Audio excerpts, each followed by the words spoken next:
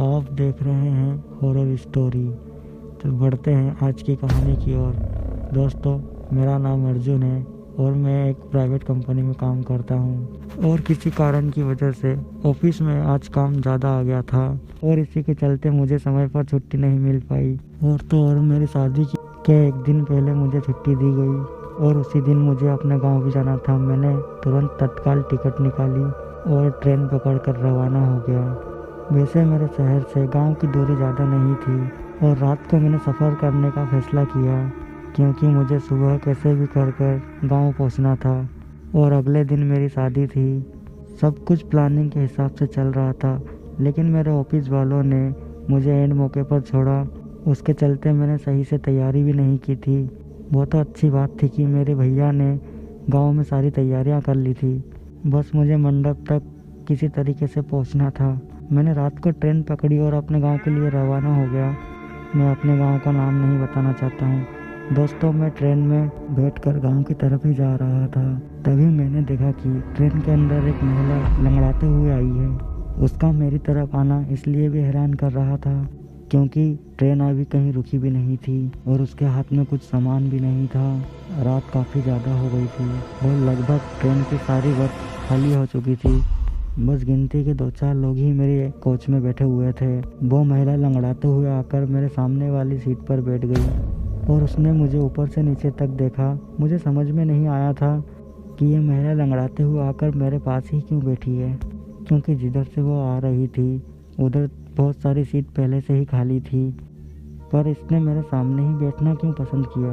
तभी उस औरत के पीछे पीछे 2 हट्टे-कट्टे लोग और आ गए और मेरे बगल में आकर बैठ गए। उनको देखकर मुझे थोड़ा सा अटपटा ज़रूर लगा, लेकिन मैंने उनसे पूछना बेहतर नहीं समझा क्योंकि जब वो बैठ रहे थे तब मैंने देखा कि उनमें से एक आदमी के पास चाकू था और एक आदमी उस औरत के पास जाकर बैठ गया था। और जैसे ही वो आदमी उस औरत के पास बैठा तो वहाँ से वो औरत उठकर जाने लगी। तभी उस औरत के पीछे पीछे वो दोनों आदमी भी निकल गए थे और वो औरत दरवाजे पे जैसे ही पहुँची तो उन दोनों में से पीछे से किसी ने उसका हाथ पकड़ लिया और उसके साथ छेड़खानी करना चालू कर दिया। उस महिला के गले में एक सोने की चेन मौजूद थी जिसकी वजह से ये गुंडे लोग उसके पीछे पड़ गए थे। मेरे मन में एक बार ख्याल आया कि मैं उस महिला की मदद करूं, लेकिन मैंने देख लिया था कि उन गुंडों के पास चाकू मौजूद है और वहाँ पर मेरा बोलना सही नहीं होता क्योंकि अगले दिन मेरी शादी थी। इसलिए मैंने इस मामले में पढ़ना बेहतर नहीं समझा। पर चैन की छीना झपटी में वो महिला ट्रेन से नीचे गिर गई।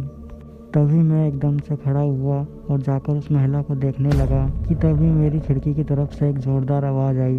जैसे ही मैंने अपनी गर्दन घुमाकर खिड़की तरफ देखा तभी वो महिला मुझे खून में लथपथ एक भयानक शक्ल में दिखाई दी और अब उसे देखकर मैं बुरी तरीके से डर गया था और अपनी जगह से 2 कदम पीछे हट गया। मेरे हाथ पांव के रोंगटे खड़े हो गए थे और मैं इधर उधर गर्दन घुमाकर देखने लगा तो पूरी कोच में कोई भी मौजूद नहीं था। अभी तक 2-4 लोग कोच में मौजूद थे मगर अब अचानक वो भी गायब हो गए थे।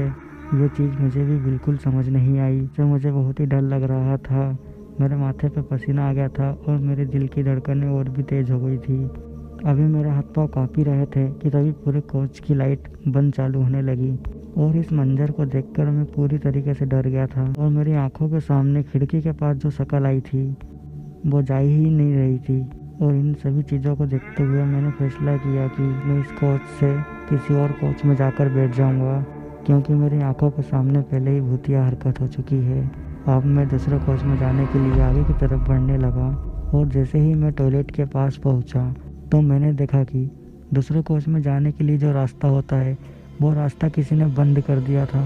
अब इस चीज़ को देखकर मैं और भी ज़्यादा डर गया था और ऊपर से कोच में जल रही लाइट एकदम से बंद चालू होने लगी और इसी के चलते मैंने अपने जेब से मोबाइल निकाला और पुलिस को कॉल कर दिया। वहीं दरवाजे के पास पुलिस का नंबर दिया गया था और मैंने उस नंबर पर कॉल कर दिया उनको सारी घटना बताने के लिए।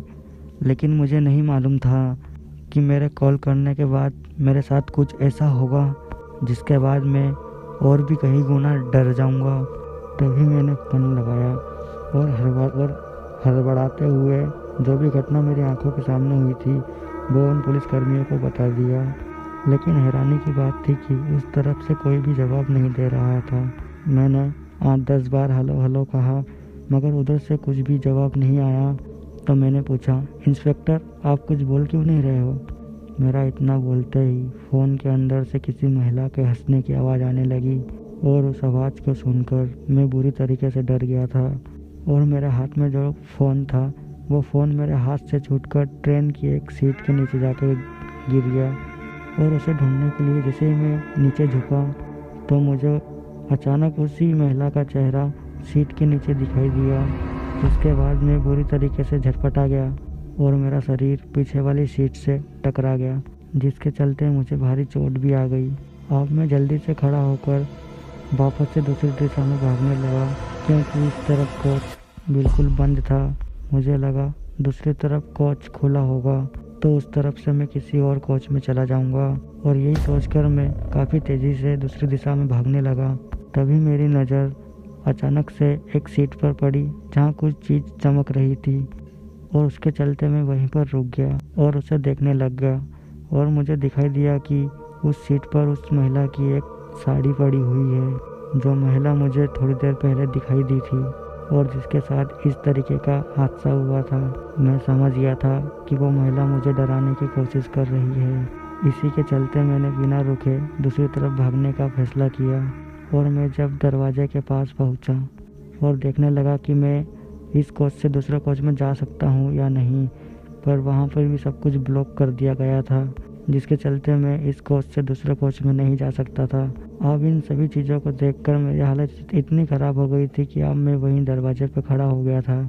मेरी हिम्मत नहीं थी कि मैं कोच के अंदर की तरफ जाऊं, क्योंकि मैंने सीट के नीचे अपना फ़ोन उठाते समय उस भयानक चुड़ैल को देख लिया था, जिसके डर के मारे मेरा रोंगटे खड़े हो गए थे और मेरा दिल ज़ोर ज़ोर से धड़क रहा था। अब मेरे पास बचने का सिर्फ एक ही रास्ता था, और मैंने यही सोचकर वहाँ पर मौजूद ट्रेन की चेन को खींचने का फैसला ले लिया था, ताकि ट्रेन रुक जाए। उसके बाद मैं किसी और कोच में जाकर बैठ जाऊं। फिर मैंने जैसा सोचा था ठीक मैंने वैसा ही किया। मैंने वहां पर मौजूद चेन को खींचा, लेकिन मेरी लाख कोशिश करने के बाद भी कोई फ़ायदा ही नहीं हो रहा था। ट्रेन अपनी गति में ही चल रही थी, ट्रेन रुकने का नाम ही नहीं ले रही थी, जिसके बाद मैं और भी ज़्यादा डर गया था। अब मेरे पास बचने का कोई भी रास्ता मौजूद नहीं था, और ना ही मैं चलती ट्रेन से नीचे कूद सकता था। अभी मैं दरवाजे के पास खड़ा ही था, तभी मुझे एहसास हुआ कि मेरी बगल वाली बोगी के पास से कोई ज़ोर ज़ोर से ठोक रहा है और उसे खोलने की कोशिश कर रहा है। और वो आवाज़ इतनी भयानक थी कि सच बताऊं तो मैं पूरी तरीके से डर गया था, और डर के मारे मैंने फैसला कर लिया था कि अगर गुंडे लोग होंगे तो मैं पहले ही जाके सीट के नीचे छुप जाऊंगा, तो उन्हें मेरा पता ही नहीं चलेगा। और इसी के चलते मैं वहां पर मौजूद एक सीट के नीचे घुस गया। तभी एक ज़ोरदार आवाज़ आई, और ये आवाज़ इतनी तेज़ थी, एक ट्रक तो ट्रेन की इतनी ज़ोरदार आवाज़, और इसके बावजूद भी मुझे यह आवाज़ इतनी ज़ोर से सुनाई दी। तभी मुझे एहसास हुआ कि मेरी सीट की तरफ कोई बढ़ता हुआ आ रहा है, और सीट के नीचे से मैंने जब देखा कि एक उल्टे पैर से एक महिला ट्रेन की बोगी की तरफ जा रही है, और उसे देखकर मेरे रोंगटे खड़े हो गए और डर के मारे मेरे दांत आपस में टकराने लगे। तभी मैंने अपनी आंखों के सामने उस उल्टे पैर वाली चुड़ैल को जाते हुए देखा, और डर के मारे मेरे हाथ पाँव के रोंगटे तक खड़े हो गए थे। लेकिन तभी मेरी नज़र मेरे सामने वाली सीट के नीचे पड़ गई, तो मैंने देखा कि उसी सीट के नीचे उस महिला की लाश पड़ी हुई है, जो कि थोड़ी देर पहले इस ट्रेन से नीचे गिर गई थी। उसे देखकर मैं ज़ोर से चिल्ला उठा और सीट के नीचे से निकलकर अपनी गर्दन उस तरफ घुमाकर देखा जिस तरफ चुड़ैल जा रही थी। तो मैंने देखा कि अचानक से चुड़ैल ने अपनी गर्दन पूरी तरीके से पीछे घुमा ली और मेरी तरफ देखने लगी। उसको देखकर मेरा हाथ पाँव ठंडे पड़ने लगे, और मैं दूसरी दिशा में काफ़ी तेज़ी से भागने लगा। और जैसे ही दरवाजे के पास पहुंचा तो मेरी नज़र वहां पे मौजूद टॉयलेट के अंदर पड़ गई। तो मैंने देखा कि टॉयलेट में 2 लोगों की लाशें पड़ी हुई है। जब मैंने टॉयलेट के दरवाजे को हल्का सा खोला, मैंने टॉयलेट का दरवाज़ा थोड़ा और खोला, तो मैं साफ साफ देख पा रहा था कि ये तो वही लोग हैं जो अभी थोड़ी देर पहले महिला से चैन के लिए छीना झपटी कर रहे थे, जिसके चलते उस महिला की जान चली गई। उनको देखकर मैं बुरी तरीके से डर गया था, और वहीं पर मौजूद लॉकर को मैं खोलने लगा, जो कि एक कोच को दूसरे कोच से जोड़ता था और मेरी थोड़ी कोशिश करने के बाद वो खुल भी गया और उसके खुलते ही मैं जल्दी से इस कोच से उस दूसरे कोच में चला गया। दूसरे कोच में जाकर मैं एक परिवार वाले के साथ में बैठ गया और मुझे हड़बड़ाते हुए देखकर उन्हीं में से एक आदमी ने पूछा, अरे भाई साहब क्या हुआ, आप इतने घबराए हुए क्यों हैं? तब मैंने उन्हें सभी सारी बातें बताई। तब मुझे पता चला कि ये घटना एक हफ्ते पहले ही हो गई थी। उस आदमी ने मुझे बताया कि इसी ट्रेन में ये घटना एक हफ्ते पहले हो गई थी और फिर उसने अपने मोबाइल का इंटरनेट खोला और न्यूज़ में उसने इस घटना को दिखाया।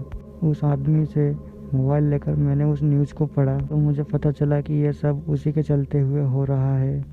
उसी की आत्मा मुझे डराने की कोशिश कर रही थी, क्योंकि जब एक हफ्ता पहले यह हादसा उस महिला के साथ हुआ था तो उस समय उस कोच में कई लोग मौजूद थे, लेकिन किसी ने भी उस महिला की मदद नहीं की थी। इसी के चलते वो लोगों को डराती है। और ये सब कुछ जानने के बाद मेरा स्टेशन भी आ गया और मैं वहीं पर उतर गया और डरते हुए किसी तरीके से मैं अपने घर पहुंचा। सुबह का समय हो गया था। घर में लोग मुझे देखकर समझ गए थे कि मैं ज़्यादा थक चुका हूँ, लेकिन उन्हें इस हादसे के बारे में कुछ भी खबर नहीं थी और ना मैंने उन्हें कभी इस हादसे के बारे में बताया।